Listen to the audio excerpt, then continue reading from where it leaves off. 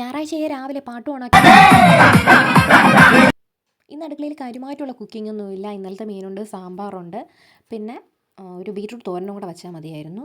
രാവിലെ കഴിക്കാനായിട്ട് സാമ്പാറും ദോശയാണ്. എനിക്ക് ഈ ബ്രേക്ക്ഫാസ്റ്റുകളിൽ ഏറ്റവും ഇഷ്ടപ്പെട്ടത് സാമ്പാറാണ്, സോറി ദോശയാണ്. ആ ഒരു ദോശ, വെറും കുട്ടി ദോശ, പ്ലെയിൻ ദോശയൊന്നും എനിക്കിഷ്ടമല്ല. നല്ല നെയ്യൊക്കെ പുരട്ടി നമ്മുടെ ഹോട്ടലിൽ കിട്ടുന്ന ആ ഒരു നെയ് റോസ്റ്റ് ടൈപ്പിന് അങ്ങോട്ട് ഉണ്ടാക്കണം.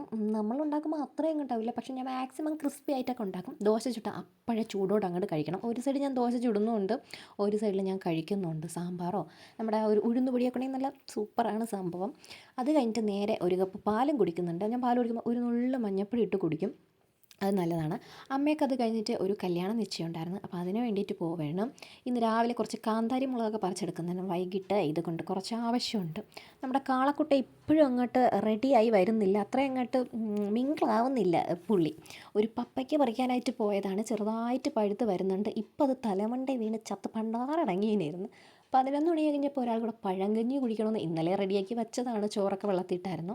അപ്പം ഞാനൊരു പഴങ്കഞ്ഞി ഫാനല്ല. ഞാൻ പണ്ടെന്നോ കുടിച്ചൊരിക്കൽ ഛർദ്ദിച്ചുകൊണ്ട് ഞാൻ പിന്നെ അത് കഴിക്കാറൊന്നുമില്ല. ജസ്റ്റ് ഒന്ന് ടേസ്റ്റ് നോക്കാനായിട്ടാണ്. ഉപ്പിലിട്ട നെല്ലിക്കയും തൈരും ഒക്കെ ഉണ്ടായിരുന്നു, എനിക്കത്ര ഇതായില്ല. വൈകുന്നേരം ആയപ്പം വീട്ടിൽ നിന്ന് കൊണ്ടുവന്ന ചേമ്പ് ഇന്നോടുകൂടി അത് തീരെയാണ്. അപ്പോൾ അതിനത് അവിച്ച് നല്ല ചൂട് നല്ല അടിപൊളി ടേസ്റ്റ് ഉണ്ടായിരുന്നു.